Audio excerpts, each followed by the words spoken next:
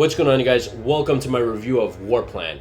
I wanted to kind of dive into this game, give it like an official review to this game because I feel like it deserves that. So without further ado, let's dive into the pros and cons. Alright, so right off the bat, the first pro I gotta mention is the editor. This is pretty epic, mainly because if you didn't like certain parts of this game, like let's say you wanted to move a division here or a core there, and you're like, you know what, or I want to do like a complete redo of this game in terms of the terrain, you know, even the time period of war, you can do this with this editor here. You can go in these individual scenarios, or you can create a brand new campaign. As you can see, there's a lot of stuff here. There's a lot.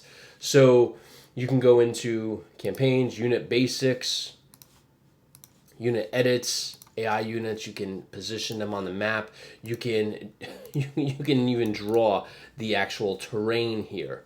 You know, set up the weather, resources. I mean, you can go to town on this, and you can set up different conflicts because all you have to do is, if you're good at modding, you could actually go in, change the units, and change the entire time period. So I really love this. I really love that they included a whole editor because, one, it allows you to edit the game yourself, right? Two, it allows for an unlimited amount of replayability of this game because you could just go to the forums and download people's mods, extra maps, unit icons, which probably at this point right now, there are probably hundreds, if not thousands of that. So big props to the developer for adding this. I really appreciate when they do that.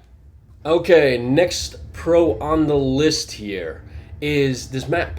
The map is a big pro. I really like it. It's nice, it's clean, it's easy to differentiate mountains from regular roads to plains, all that good stuff. It's easy to kind of like pick that out and, you know, where the country begins, where the country ends, where the border is.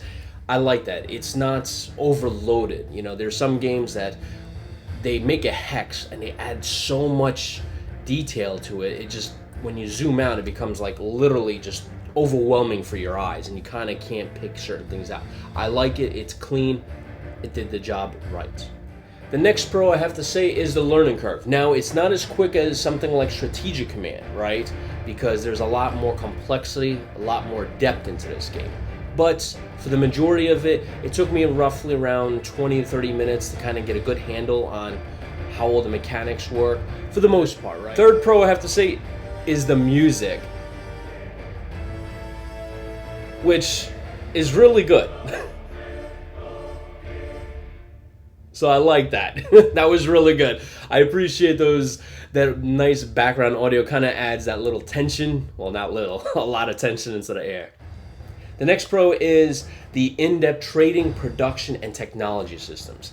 These systems are basically Strategic Command on steroids. Because you can go in here and there's so much more in this than in actual Strategic Command. So if you want to kind of like get yourself into the nitty and gritty details, you can. You can invest in armor. You got the and then you also have this trading system here, which, as you can see, just takes it to a whole nother level in terms of depth, because you got to keep track of who you're sending convoys to, the convoy routes in terms of escorts. You got to keep track of oil, all this key resources. So stuff you need to keep an eye on. You can go to the production side, as you can see, there's quite a bit more stuff that you can add. You could add small infantry corps, divisions. You can go into the Navy side. Lots of Air Force things to set up. And then you got a whole support, right? And this is where it comes in critical, because you can actually build supply trucks, landing ships, transports, anti-aircraft, merchant marines, all that good stuff. So there's a lot more stuff in this game. You also got to keep up with this production, oil, logistics, manpower stuff, stockpile, the upkeep of it, your reinforcements upgrade. So lots of stuff that you need to kind of focus on and kind of keep track of, which if you really want to get into nitty gritty details, it's great for you. If you don't, then that's where Strategic Command 2 comes in, if you don't want to go hard into this. Alright, another pro I wanted to add in here is that you can stack Navy units. I really appreciate this because basically you can select a Navy unit, and normally in Strategic Command you can't do this. you'd have to go around this unit, but here you can stack them and have basically a massive battle fleet, which I do appreciate. It kind of adds a little comfortability, especially when you don't want to put a carrier by itself. You can now stack it up with a couple cruisers, destroyers, all that good stuff. Leading to another pro I wanted to add in here is units now have a greater unit strength value. What I mean by that is strategic command, if you wanted to kind of like, let's say you had a bomber, right? Strategic bomber, and you did a strat bomb on Germany, right? That unit sometimes would take 5 or 6 in terms of losses, somewhere around there, right? So basically almost half the unit or more has been basically destroyed. And if you do another run, you probably lose that unit completely and then have to build another one. It kind of makes you kind of keep an eye on that, and you basically have to use the unit, right? Rebuild it and then attack again, and kind of takes the fun away a little bit. Now in WarPlan here, right? If you look at the top right, well, left, my bad. 20 out of 20, right? If I want to do a strat bomb or a tactical bomb, right? I can hit here and just keep bombing them, right? And if I do lose a unit, it usually comes down by like 1 or 2. Nothing like massive, and sometimes I don't even lose units. And the strategic command, I would always lose units, even in situations where I didn't expect it. So that's one thing I really appreciate about this game, because I can keep the same unit, and a lot of times I don't have to rebuild them.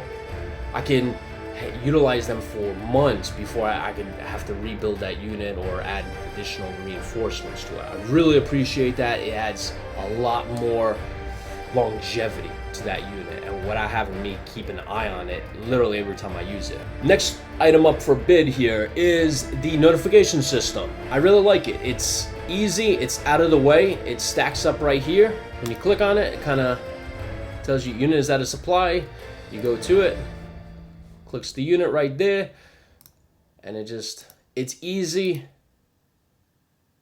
Basic supply, as you can see, and it kind of goes through it. It doesn't stack it up where it takes up this. And some games actually do this, where the notification takes up literally almost like 10% of the screen, and it becomes just too much. So I like that they did this, and you could always go back to your combat log and kind of see stuff like this. You can go to your reports, kind of go through all this stuff. So there's a lot of notifications and the notification system, so I like that. It's good, it's out of the way, but if you need it, you can always go back to it. Another pro that I got is the weather system. As you can see here, it's an effect, right? You can kind of zoom down, it kind of tells you at the top right of the hex, there's snow going on here, snow, rain, right? It's out of the way. I like it. It's kind of like the notification system. It's out of the way. I can still see what's going on, right? Snow here, and you can kind of keep an eye on it. Rain, so it's easier to understand, and it's not like overwhelming for your eyes, and it's good. It works. Now, it's not as I don't think it's as good as strategic command. I'll tell you why.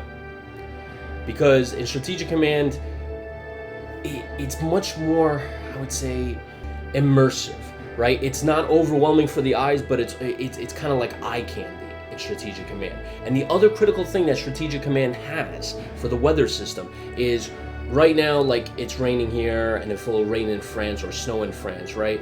When this weather system goes, right, if, like, let's say there was rain here, and the rain goes away, this hex will stay the same color here. In strategic command, it'll actually change color into more of like a brownish hex to represent mud.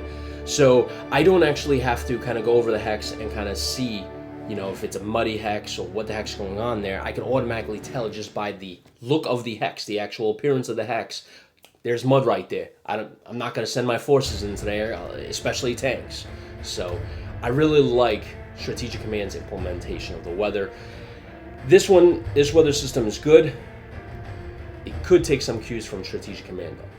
And the last pro that I have is this game is addictive.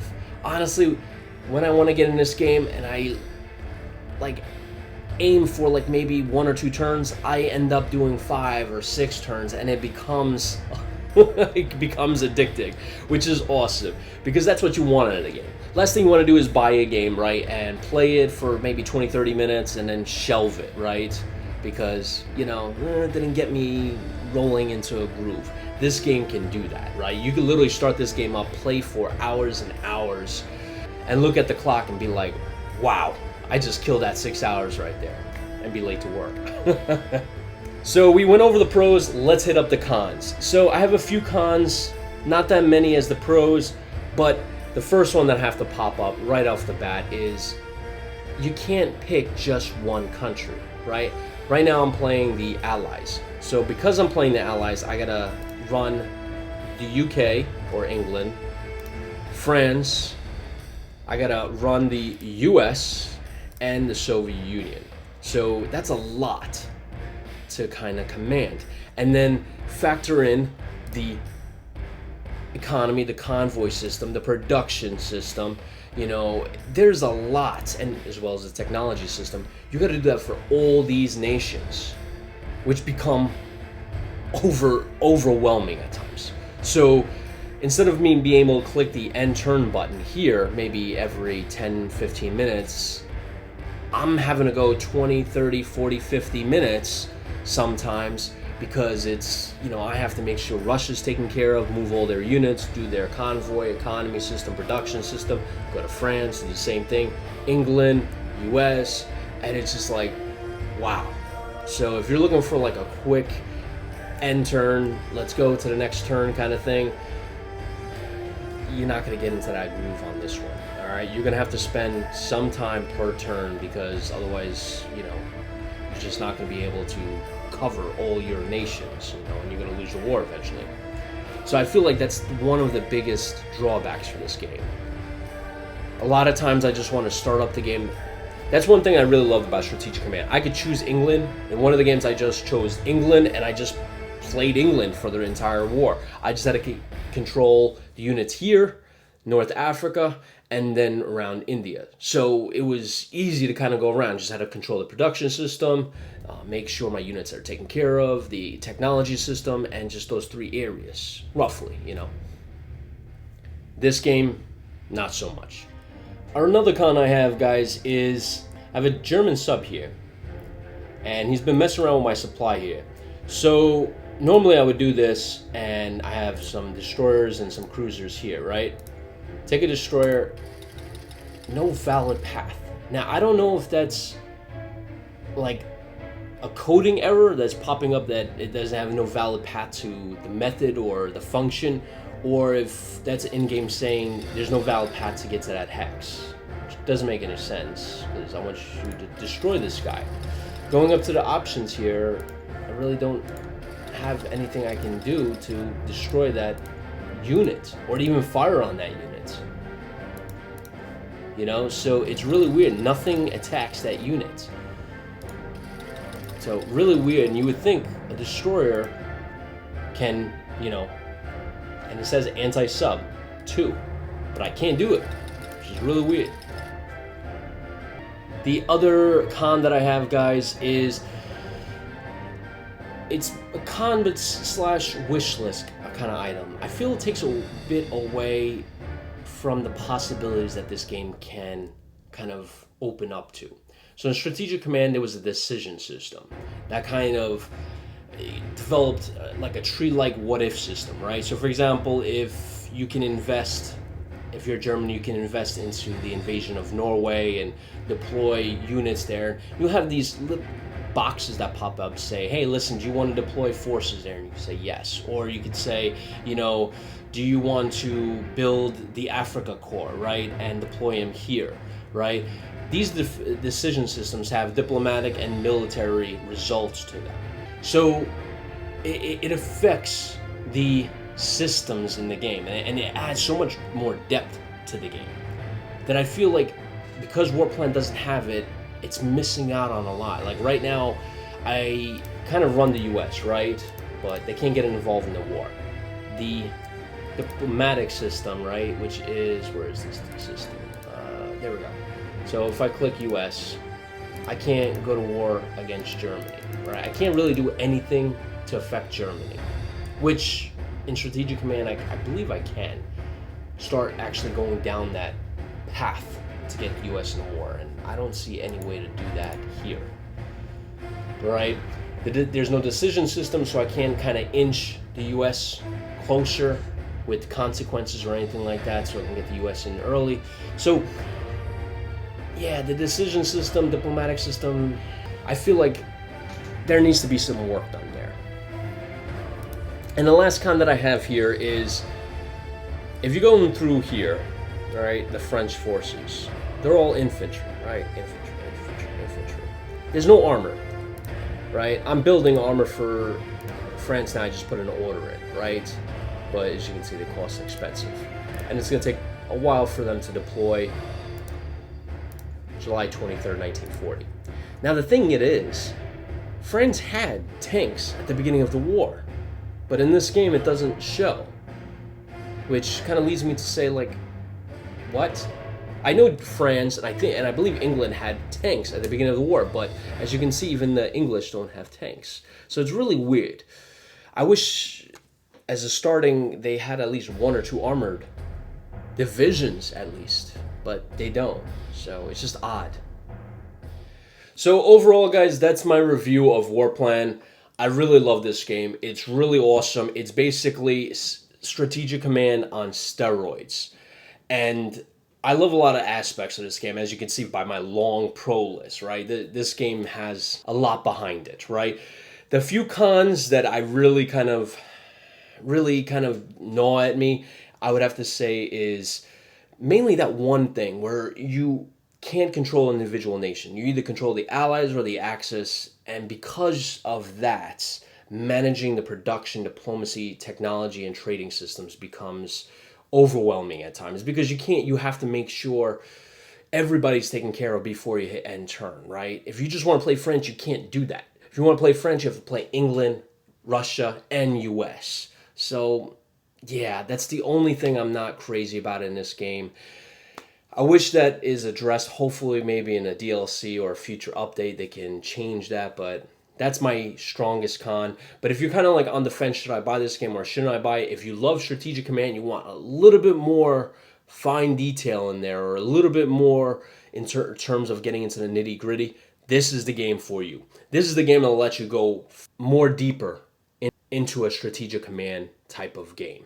And that's what I want. There are some days where I want to hit up strategic command and kind of have a little bit more of a simplified experience where I'm not spending weeks or months on the game, and I can probably kill it out in a week or a couple days. Hearts of Iron is a game that I usually takes months for me to actually finish. This game will give you a couple of weeks, maybe a month or two. My hat's off to the developer, who, by the way, was one of the guys that actually helped design Strategic Command. So that's why you feel that Strategic Command flavor in this game. So, you know, a game that I already love, just amplified to make it even better. This does it for this review, guys. Catch you guys in the next one. See you then.